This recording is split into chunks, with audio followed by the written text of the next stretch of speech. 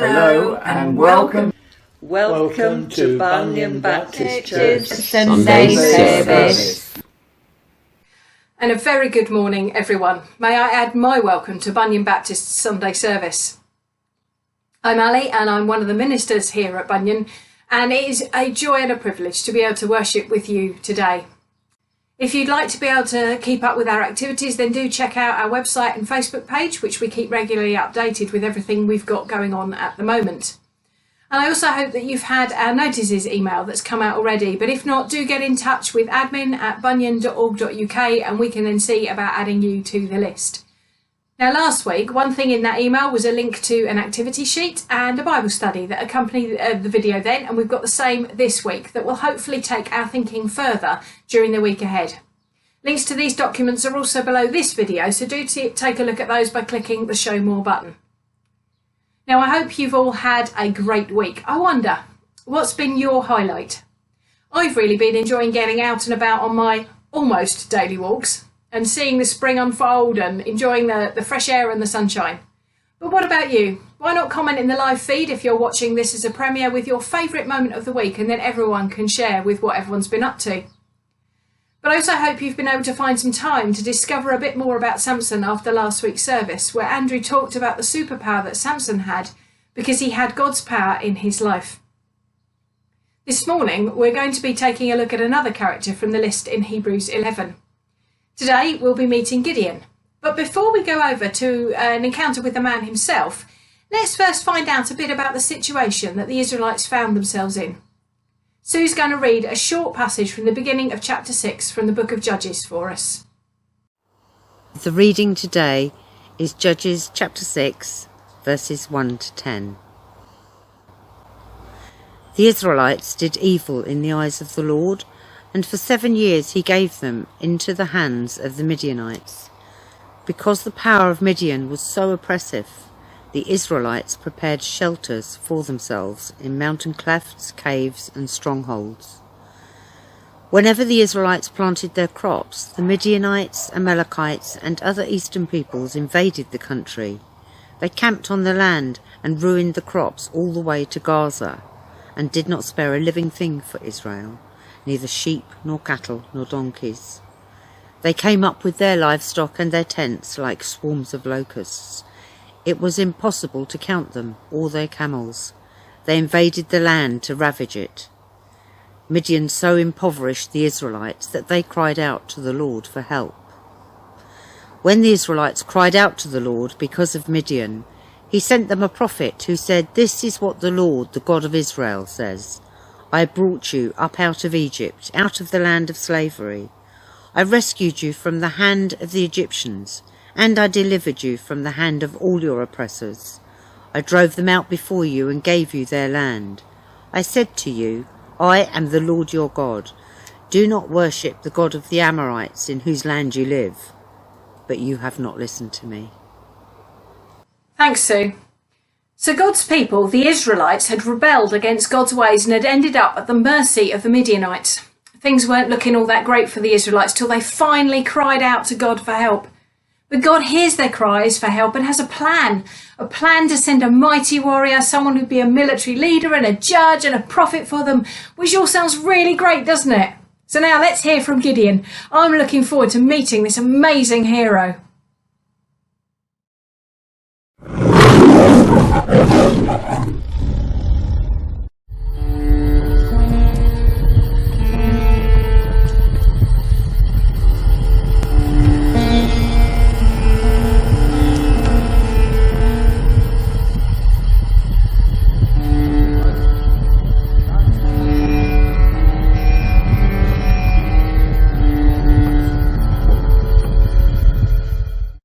Good morning. As you know, the Israelites are in a bit of a pickle. But here is the good news. God's plan is to call a mighty warrior. And this is the man he has chosen. And this is the man he has chosen. Hello, I'm Gideon actually. I'm just threshing some wheat. I was hiding in the wine press because of those Midianites. They're big. I just didn't want them to find me. Gideon? That wasn't exactly what I thought God had in mind. Gideon is the youngest member of the smallest family in the least important tribe of Israel. Hardly a mighty warrior. And he was hiding in a wine press. Not exactly the most brave person I know either. Gideon, did you get that? Get what? That God wants you to go and fight the Midianites. Not me? Yes, you. But they're really huge. I mean, when I say huge, I mean they're big. Yeah, and I'm just a 7-stone weakling, and it's Tuesday. Tuesday? Tuesday's my day off. Gideon, you need to just go. Yeah. Stop wasting time. No, okay. Gideon, go and fight the Midianites. Okay.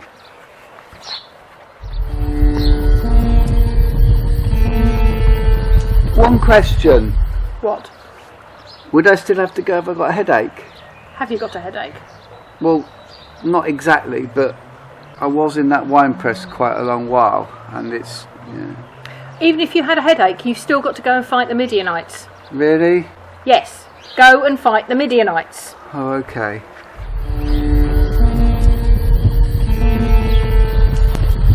One more question. What is it? Well, how do I know this isn't some sort of joke?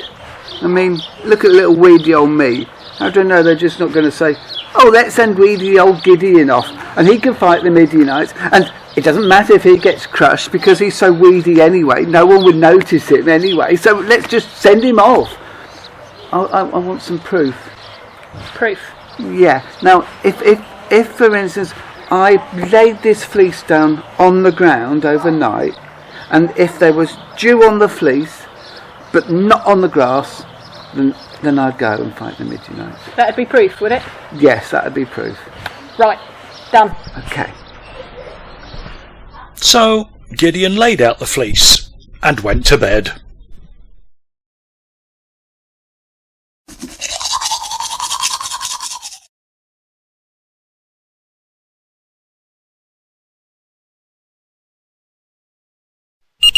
And in the morning,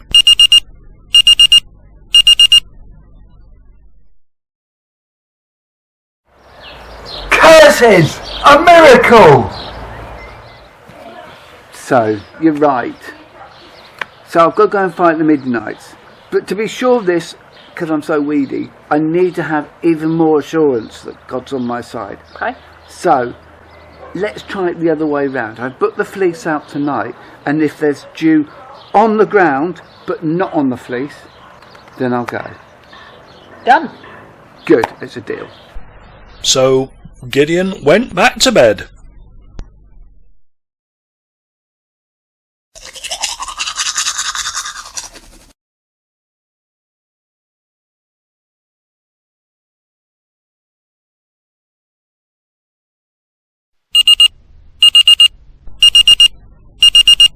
And sure enough, in the morning...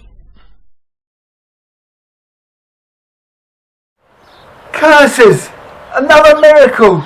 I'm doomed, do you hear? I'm doomed. So Gideon had to go and fight the Midianites.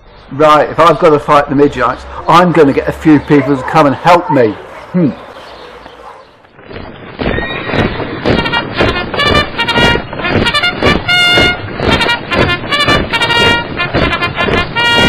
Gideon, Yes? what are you doing? I'm going off to fight the Midianites. Who are they? Who? These guys, these soldiers. Oh, them. They're just a group of friends who are going to help me out. That's a lot of friends. You can never have too many friends. Well, I guess that's true, but taking such a huge army to fight the Midianites, it's a bit of an insult to God. Oh, okay. Can I keep a few?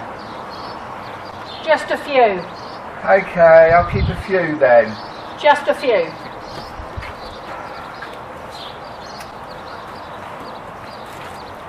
Come on, Gusto. Well, it's a very long story, but the Lord proved his point. Gideon, the youngest member of the smallest family in the least important tribe of Israel, with a handful of men, utterly defeated the Midianites. Pow! I don't know my own strength. Well, actually, the Lord's strength, that is. And rescued Israel. Long live Gideon! Was nothing. Well, actually, when I say nothing, it was something.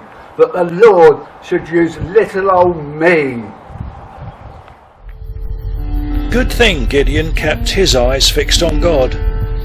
And the truth is that no matter whether you feel small and insignificant or big and brave, God can use you. So God used Gideon, even though he was the smallest and the youngest. And he did some really amazing things through Gideon. And you know what? God can do the same with us, even if we don't feel confident. Because no matter how we feel, God promises to always be with us. And I hope our first worship song this morning will remind us of this.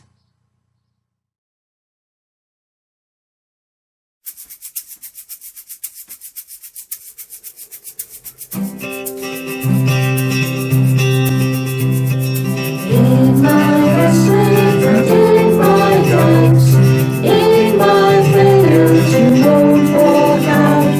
Your great love will lead me through. You unleash in your troubled sea.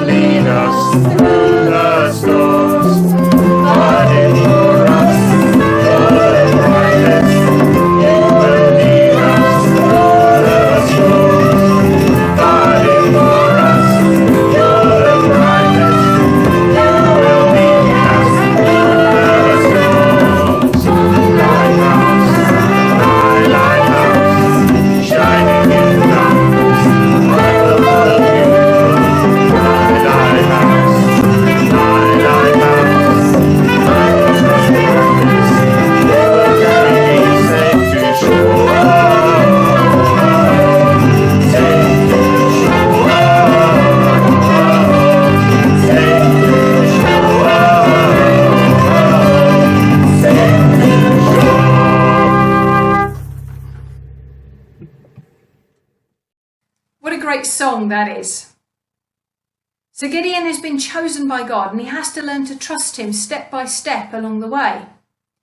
Step 1. Serve. When we first meet Gideon, he's helping others by threshing grain to produce flour to feed his family and maybe his community as well. Now, at first glance, it might seem like he's being a bit of a wimp hiding in a wine press, but he's found a way of not being discovered by the Midianites, which is actually pretty clever, really. I wonder, what are we doing, or what can we do to serve others while we're in this current situation of lockdown and social distancing? Step 2. Talk. All the way along, Gideon talks with God, bringing him his questions and his doubts. And through some pretty amazing miracles, God makes it clear to Gideon what it is that he's supposed to do. But Gideon only knows what to do because he keeps talking to God. And it's just as important for us to have conversations with God. How is your prayer life at the moment? Are you making time to pray, to bring whatever it is on your heart to God, even if that is questions and doubts? Because I know that it's not always easy to know what to say to God. But we are invited to bring everything that's on our hearts to him, questions and all. Step 3. Expect.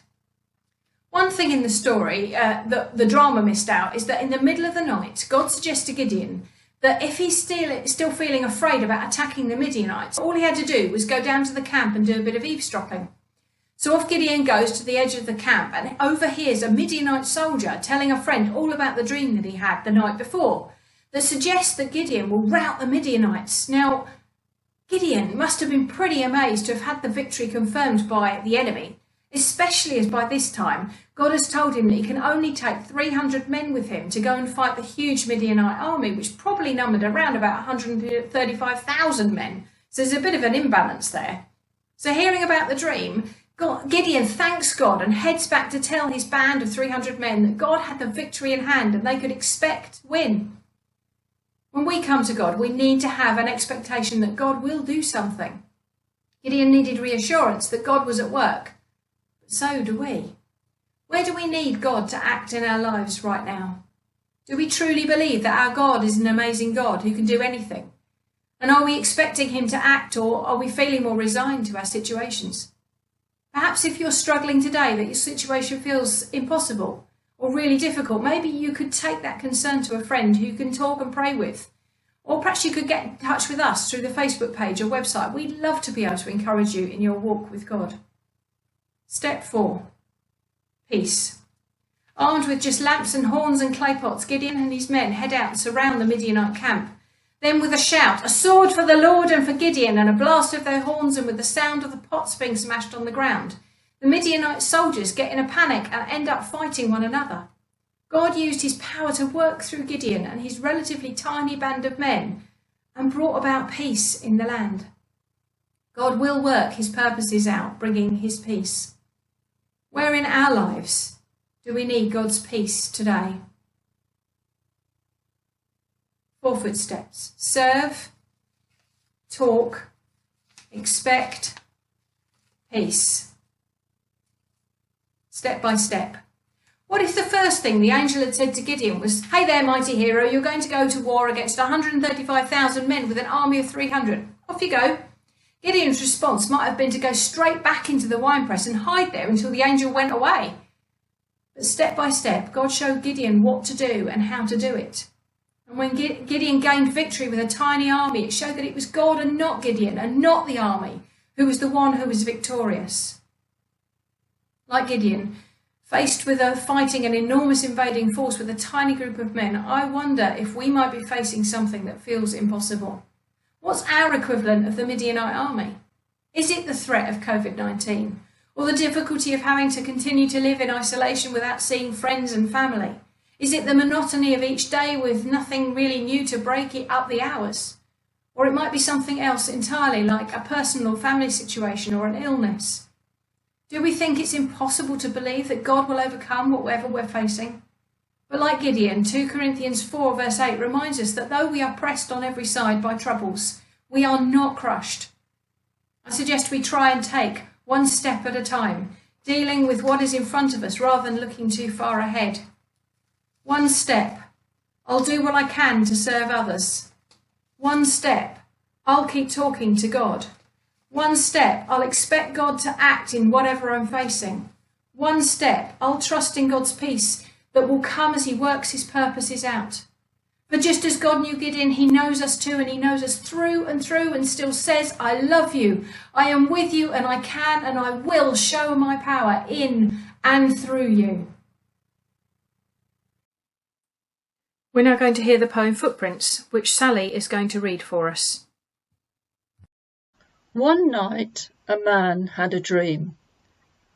He dreamed he was walking along the beach with the Lord. Across the sky flashed scenes from his life. For each scene he noticed 2 sets of footprints in the sand, one belonging to him and the other to the Lord. When the last scene of his life flashed before him, he looked back at the footprints in the sand. He noticed that many times along the path of his life there was only one set of footprints. He also noticed that it happened at the very lowest and saddest times in his life. Now this really bothered him, and he questioned the Lord about it. Lord, you said that once I decided to follow you, you'd walk with me all the way. But I have noticed that during the most troublesome times in my life, there is only one set of footprints. I don't understand why, when I needed you most, you would leave me. The Lord replied, My precious child, I love you, and I would never leave you. During your times of trial and suffering, when you see only one set of footprints, it was then that I carried you. We now come to a time of prayer, an opportunity to bring our situations and perhaps our fears and worries before God. Over the past few weeks, we've had a number of people leading us in prayer, and that's been really wonderful. But today I'm going to ask you to join in with our prayer time. In a moment, we're going to share in our next song, but as it plays, we're going to use the time to pray. So what's on your heart today? Maybe a place or a situation or a person, or something that's perhaps a little more personal to you. Where do you need God's reassurance and confidence? What are you feeling uncertain about or afraid of? Or maybe you could consider what steps might God be asking you to take. If you feel comfortable naming some or any of these, then please add a brief comment or prayer to the YouTube live chat feed. If you're watching this after the live broadcast, then if you're able, please use that live chat feed to prompt you in your prayers. And if you don't have access to this as you're watching, or would prefer not to join in this way, then just where you are, in your living room or wherever you're watching this video, perhaps you can pray in the quiet of your own heart while you listen to the music. Or if you simply would like to, allow the words of the song that will appear as the music plays to be your prayer today.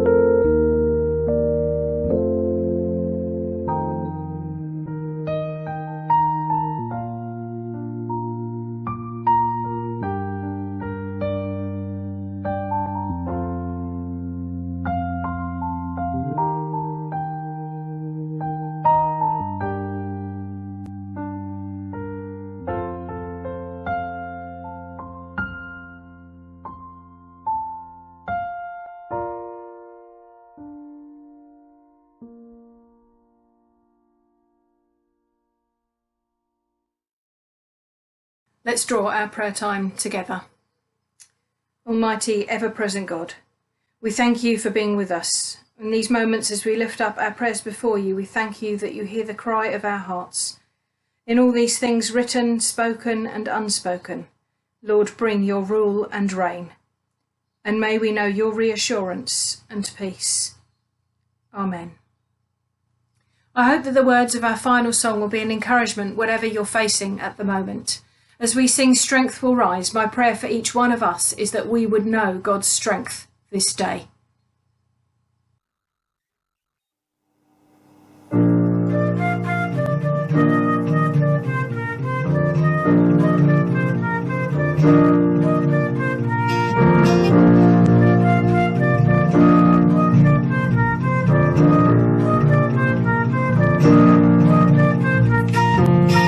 Strength will rise as we wait upon the Lord. We will wait upon the Lord. We will wait upon the Lord.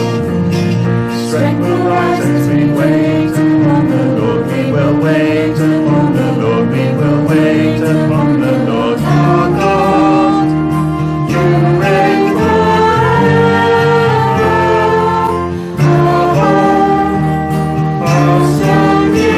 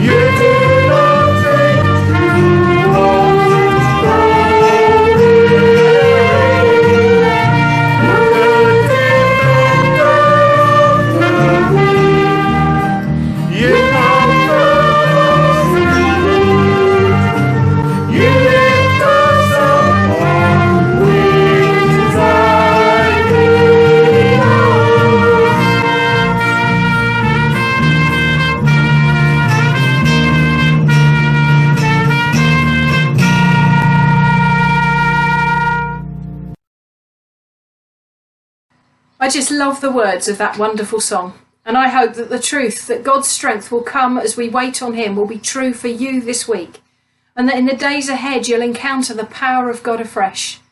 Through the inspiration and indwelling of the Holy Spirit, may each of us come to know his presence in a deeper and more profound way.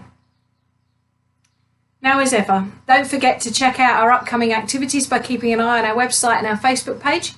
And I also encourage you to take a look at the activity sheet and the Bible study to take our thinking about Gideon further in the week ahead.